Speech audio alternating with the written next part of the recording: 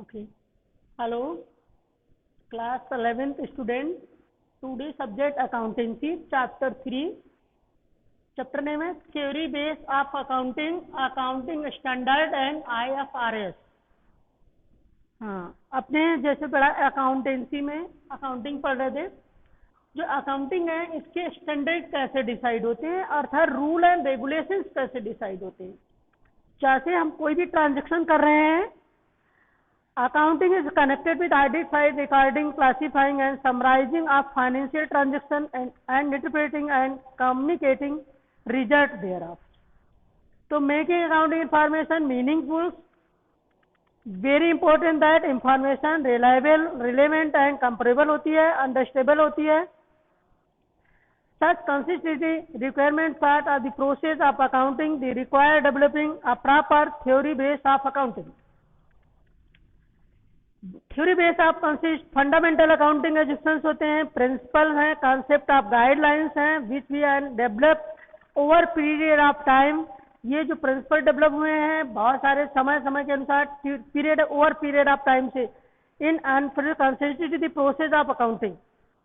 तो in accounting rule को जो प्रिंसिपल्स हैं इनको कौन डिसाइड करता है, उस डिसाइड द अकाउंटिंग रूल्स। तो भारत में जो है institute of chartered accountants of India ICAI ये डिसाइड करती है हमारे अकाउंटिंग के रूल को। कमर्शियल बुक कीपिंग जो होगी, जो बुक ऑफ रिकॉर्ड रखे जाएंगे, उनके फॉर्मेट क्या होंगे, उनके रूल रेगुलेशंस क्या होंगे, मेंटेन करने के मेथड क्या हैं, ये सब हमारे institute of chartered accountants of India decide करता है। और ये जो रूल्स हैं, जो ये रूल्स डिसाइड करेगा, मेथड डिसाइड करेगा, उनको हम गैप कहते हैं। Gap means GAAP, generally accepted accounting principle. ये दिस प्रिंसिपल जो इसने ICAI ने डेवलप किए हैं, डिसाइड किए हैं, उनको जनरली एक्सेप्टेड करती है अकाउंटिंग प्रिंसिपल। ये सबको अडॉप्ट करेंगे। जितनी भी बिजनेस कंसर्न है, नॉन बिजनेस कंसर्न है, अदर कंसर्न है, सबको ये रूल एग्री करने होंगे, सबको एक्सेप्ट करने होंगे। क्लियर है? तो ये जो जितने भी रूल्स हैं जनरली एक्सेप्टेड अकाउंटिंग प्रिंसिपल सबको एक जैसे ही होते हैं, जिसलिए इसलिए बुकें सबकी एक तरह से मेंटेन करती हैं, जिससे कोई डिफ्रेंसिएशन नहीं हो सकता, आपस में असमंजस्य बैठाया जा सकता है। क्लियर है? तो फिर कहता है जनरल एक्सेप्टेड गैप्स हो गए आपके। नेक्स्ट आता है आपका, अब ये फंडामेंटल अकाउंटिंग एजुकेशंस हैं।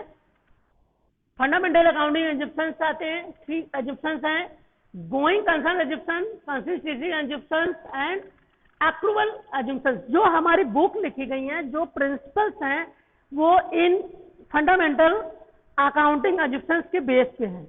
तो पहला आता है आपका going concern educations. Going concern education, according to this educations it is the assumed the business shall continue for an indefinite period of time and there is of the neither any intention or any necessity to close down the business or sell down in of the operations of significantly.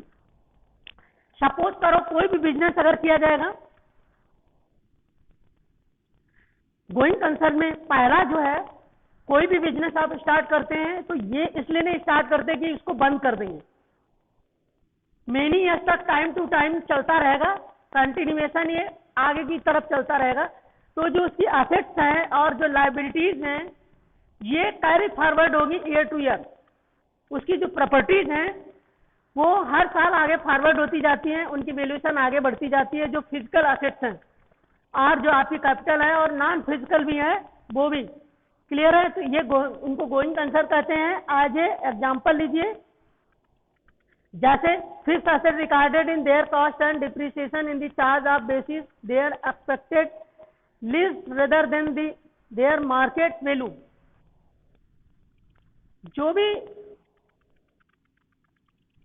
Assets होती हैं business concern की, उनकी जो valuation होती है purchase value पे होती है, और जो हम यूज करते हैं यूटिलाइजेशन वैल्यू, डिप्रिसिएशन रिड्यूस करके उनकी कास्ट को लेते हैं, ना कि मार्केट वैल्यू।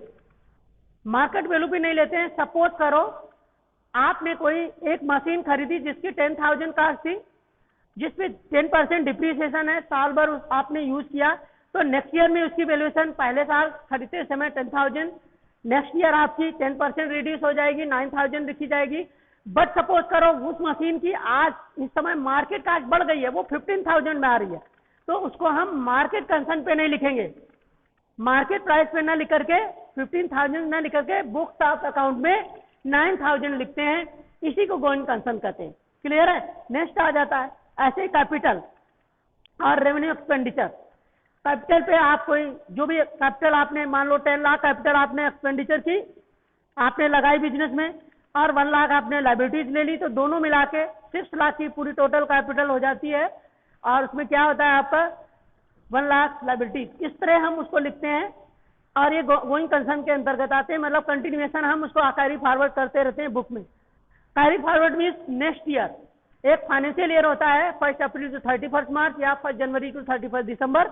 इसके बाद फिर बुक में जो बैलेंसेज आते हैं, क्योंकि 1 ईयर में हम प्रॉफिट निकालते हैं, आपका अर्निंग गेनिंग निकालते हैं, तो उसके बाद जो भी एसेट्स और एक्सपेंडिचर बच जाते हैं वो बैलेंस शीट में फॉरवर्ड करते हैं, या हम प्रीपेड एक्सपेंसेस होते हैं उनको भी आगे लिखते हैं। नेक्स्ट आता है consistency. Accounting education accounting practices one selected and adopted should be applied consistently year after year। अब जो खर्चे हैं हर साल, बट जो हम एक्सपेंसेस हैं उनमें उनको हम क्या करते हैं, दीज एक्सपेंसेस को एक फाइनेंशियल रेवेन्यू टाइप के एक्सपेंडिचर को एक साल के लिए लेते हैं, और कैपिटल एक्सपेंडिचर जो है उसी साल लिए जाएंगे जिस साल वो परचेस किए जाते हैं। क्लियर है? मान लो कोई एसेट परचेस की है तो वो कैपिटल एक्सपेंडिचर कहलाएगी, और जो आपने रॉ मटेरियल परचेस किया है या गुड्स के बिजनेस रन बाय करने के लिए जो एक्सपेंस किया है तो रेवेन्यू एक्सपेंडिचर कहलाएंगे, वो करंट ईयर में ही लिखे जाते हैं, दूसरे ईयर में नहीं लिखे जाते हैं। मान लो कोई एक्सपेंस प्रीपेड हो गया है तो बैलेंस शीट में एसेट साइड लिखा जाएगा। अगर कोई आपने प्रॉपर्टी उधार खरीदी, उसका पेमेंट बाकी है, तो वो तो आपकी ले ली जाएगी, बट उसकी जो लायबिलिटीज है वो आपकी लायबिलिटी साइड बैलेंस शीट में नेक्स्ट ईयर फॉरवर्ड होगी। तो ये कंसिस्टेंसी अजम्पशंस कहलाता है। अक्रूवल अजम्पशंस, अक्रूवल अजम्पशंस क्या है? थर्ड वाला, according the accrual assumptions revenue and expenses are recorded in the period in which they became due rather than when they are of the received or paid. अब जो भी आपके expenses हैं जिस financial लिख रहे हैं उस साल तो लिखे ही जाएंगे, अगर वो बैलेंस रह जाते हैं तो नेक्स्ट ईयर में भी लिखे जाएंगे। तो 2 इयर्स में हो गए, बैलेंस शीट में भी हो गए, और फर्स्ट ईयर में पहले साल भी हो गए, बट वो काउंटिंग रेवेन्यू एक्सपेंडिचर काउंटिंग किसमें होंगे, इन विच पीरियड में खर्च किए जाते हैं। अगर वो अनपेड रह जाते हैं तो पेड तो नेक्स्ट ईयर होंगे, वहां भी पेड में लिखे जाएंगे, बट वो प्रॉफिट एंड लॉस या फाइनल अकाउंट्स में एडजस्ट नहीं होंगे, यही एडजस्ट होंगे रेवेन्यू ईयर में। क्लियर हो जाता है? नेक्स्ट आता है आपका अकाउंटिंग प्रिंसिपल्स। अकाउंटिंग प्रिंसिपल्स जो हैं ये मेरे प्रिंसिपल्स हैं। फर्स्ट है अकाउंटिंग एंटिटी और बिजनेस एंटिटी प्रिंसिपल्स। पहला है अकाउंटिंग एंटिटी और बिजनेस एंटिटी प्रिंसिपल्स। इसमें तरह है according to the principle business is considered to the separate and distinct entity from its owner.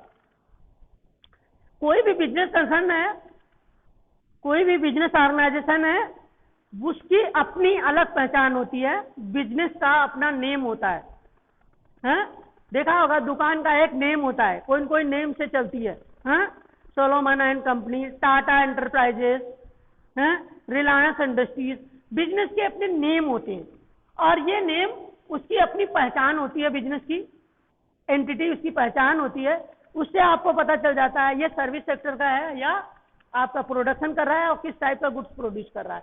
तो ओनर से डिफरेंट उसकी पहचान होती है, बिजनेस की दुकान की अपनी पहचान होती है, उसका नाम होता है, और ओनर का नाम अलग होता है। तो दोनों का ओनर से अलग होता है। बिजनेस की जो एंटिटी है वो ओनर से डिफरेंट होती है, ओनर की अपनी, ओनर ने कैपिटल जरूर लगाई है, ओनर अलग अपनी एंटिटी होती है और बिजनेस के नेम की अपनी एंटिटी होती है। क्लियर होगा? दूसरा है मनी मेजरमेंट प्रिंसिपल। सेकेंड है money measurement principal.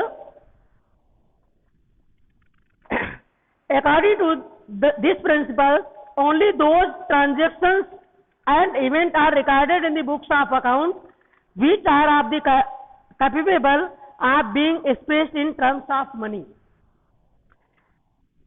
It means होता है money measurement principle means business में उन्हीं ट्रांजेक्शन को हम लेते हैं जो मनी में कन्वर्ट हो सकते हैं, जिनकी मॉनेटरी वैल्यू होगी, और जो ट्रांजेक्शन की मॉनेटरी वैल्यू नहीं है उन ट्रांजेक्शन को हम बिजनेस में रिटर्न नहीं करते, उन ट्रांजेक्शन को बिजनेस में रिकॉर्ड नहीं करते। बिजनेस में वही ट्रांजेक्शन को हम रिकॉर्डेड करते हैं जिनको हम मनी में कन्वर्ट कर सकते हैं। जैसे स्टॉक है, गुड्स है 10,000 का, उसकी फिजिकल वैल्यू अलग है, या एक आपके फैंस है या आपका कंप्यूटर है 50,000 का है तो उसकी 50,000 में कन्वर्ट हो गया, एक कंप्यूटर की फिजिकल वैल्यू है उसकी 50,000, तभी हम उसको लिखेंगे एसेट के रूप में, नहीं तो नहीं लिख सकते।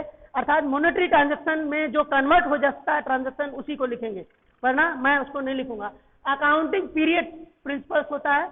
अकाउंटिंग पीरियड हर कंट्री का, हर कंसर्न का गवर्नमेंट द्वारा डिसाइड होता है कि एक पीरियड 12 मंथ का होता है। हर बिजनेस कंसर्न का एक पीरियड जो फाइनेंशियल ईयर कहलाता है 12 मंथ का होता है, वो 1 अप्रैल टू 31 मार्च हो या 1 जनवरी टू 31 दिसंबर, 12 महीने का बिजनेस का ट्रांजेक्शन होगा, उसमें फिर प्रॉफिट और लॉस निकाला जाएगा।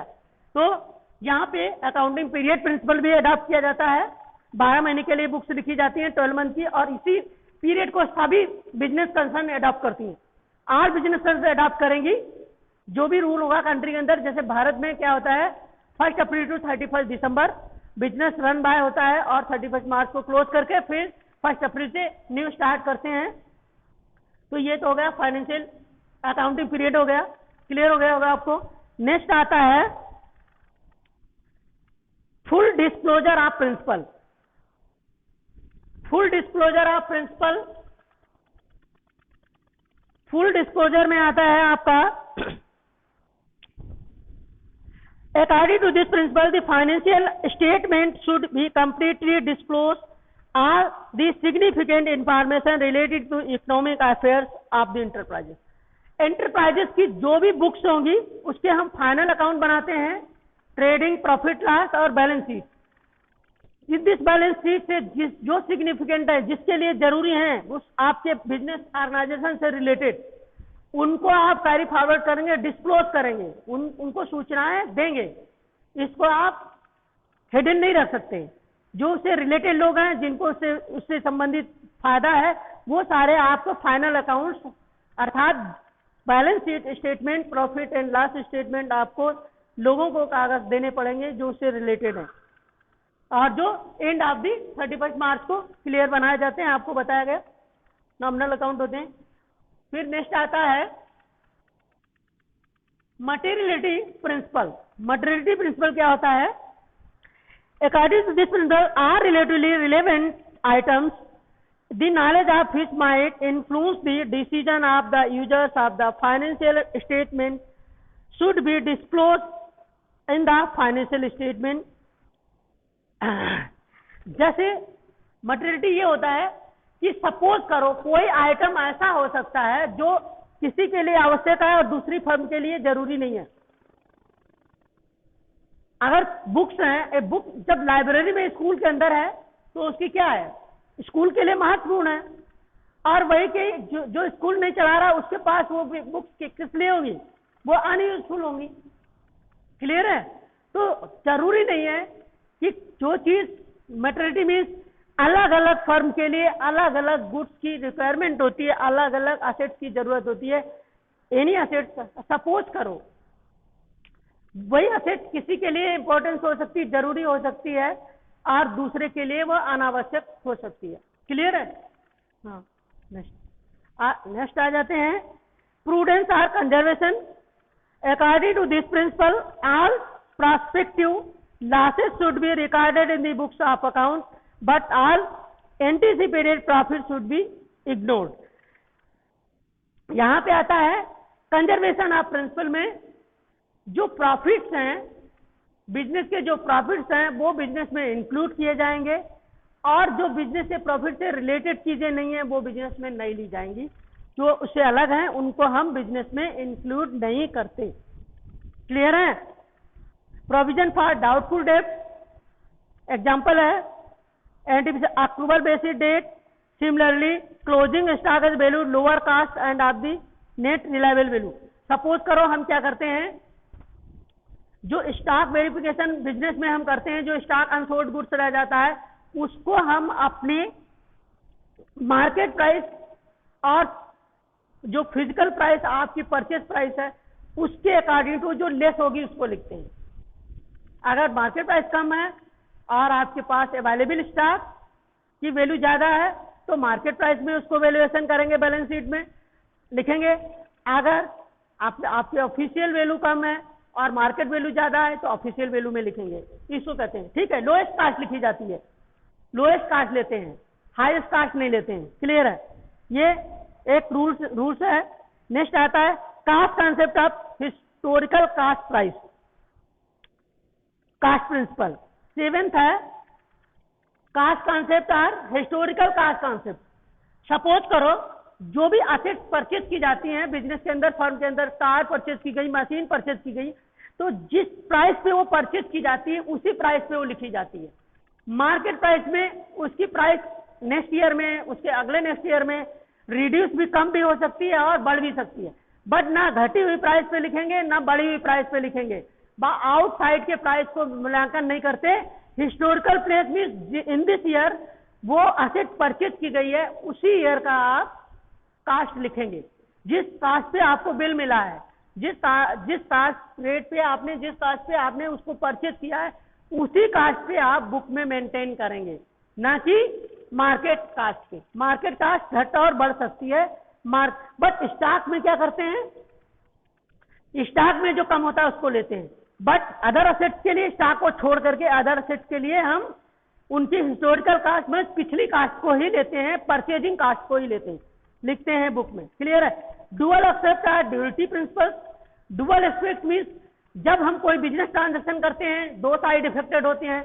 मान लो अभी हम गुड सेल्स कर रहे हैं तो क्या होगा, एक परचेजर होगा तो वो हमारा माल ले जाएगा और हमें कैश देगा, तो दो साइड इफेक्टेड हो गई, एक परचेजर और एक seller.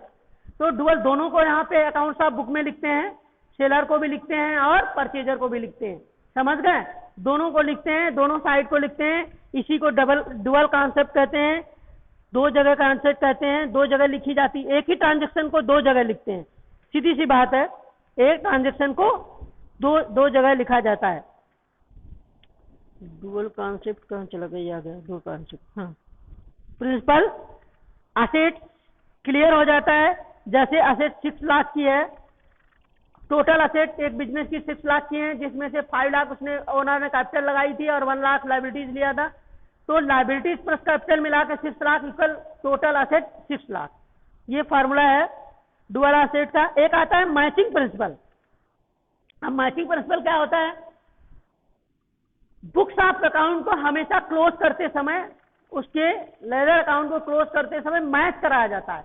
Credit side debit side दोनों को बराबर लिखते हैं, जबकि अदरवाइज दूसरा। लेकिन जो डिफरेंशिएट है, मान लो credit side more than debit side, या जब हम प्रॉफिट लॉस निकाल रहे होते हैं तो हमारा एक्सपेंडिचर कम है और हमारी इनकम ज्यादा है, तो जो डिफरेंस है वो प्रॉफिट कहलाता है और प्रॉफिट लिख करके उसको मैच कर देते हैं और उसी प्रॉफिट को आगे फॉरवर्ड कर देते हैं, किसमें, कैपिटल में। क्लियर है। तो इस तरह जो है यहाँ मैचिंग कंसर्न है, हमेशा क्रेडिट डेबिट बराबर ही रहता है, डिफरेंस नहीं होता, इसको ऑटोमेटिकली मैच किया जाता है और नेक्स्ट ईयर में लिखा जाता है, इसे ही मैचिंग कंसर्न कहते हैं। और कोई भी ट्रांजैक्शन है क्रेडिट और डेबिट बराबर होगा, डिफरेंस नहीं हो सकता। मान लो आपने 10 लाख की कैश सेल्स की, तो मटेरियल 10 लाख से आपका गुड्स जो है बाहर हो जाएगा, लेस हो जाएगा और कैश आपकी 10 लाख की बढ़ जाएगी। क्लियर है सीधा। तो एक चीज घट रही है, दूसरी चीज बढ़ रही है, एक असेट बढ़ रही है, कैश असेट बढ़ रही है और गुड्स असेट लेस हो रही है, तो ये मैचिंग कंसर्न है। दोनों बराबर, टोटल उतनी ही असेट रहेंगी, बट डिफरेंस किसमें होगा, कैश और गुड्स में। गुड्स आपका स्टॉक रिड्यूस होगा 10 लाख से और कैश आपकी इंक्रीज होगी 10 लाख से, इसे ही कहते हैं मैचिंग कंसर्न। नेक्स्ट आता है, इसलिए बुक जो होती है हमेशा एक जैसी होती है। बैलेंस शीट यहाँ पे जाएंगे, सब अनअर्न्ड सैलरी, ये सारी चीजें उसमें लिखी जाएंगी, छोड़ा नहीं जाता है। ये क्लोज हो जाता है आपका। क्लियर है, क्लोज हो जाता है आपका क्वेश्चन, और ये रह जाता है, ये एक चीज साथ में चैप्टर में है, IFRS international financial report standard. ये जो है, ये जैसे हमारे यहाँ चार्टर्ड अकाउंटेंट है, institute of chartered accountant of India ये करती है, ऐसे इंटरनेशनली भी एक संस्था है जो अकाउंटिंग स्टैंडर्ड डिसाइड करती है। प्रेजेंट टाइम में आप सुना होगा मल्टीनेशनल कंपनीज हैं, एक देश से दूसरे देश में काम करती हैं, तो उनका अकाउंटिंग जो है कैसे बुक कीपिंग होगी, इसलिए ऐसे स्टैंडर्ड जो सभी कंट्रीज में लागू होते हैं, एक कंट्री में नहीं, ऑल ओवर दी वर्ल्ड में एक जैसे होते हैं। और लगभग ये कंसर्न और इंटरनल हर कंट्री की अपने एक ICAI टाइप की संस्था होती है स्टैंडर्ड डिसाइड करने वाली। दोनों के कुछ कंसर्न जो आउट ऑफ कंट्री से होते हैं रिलेटेड, वो सबसे एक जैसे होते हैं, जो यहाँ पे डिसाइड होंगे वो इनके पास भी होंगे।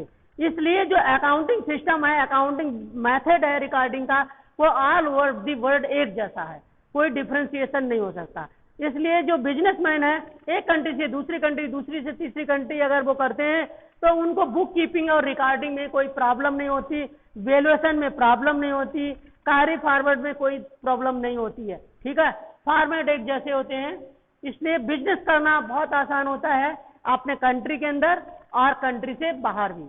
क्लियर है? ओके।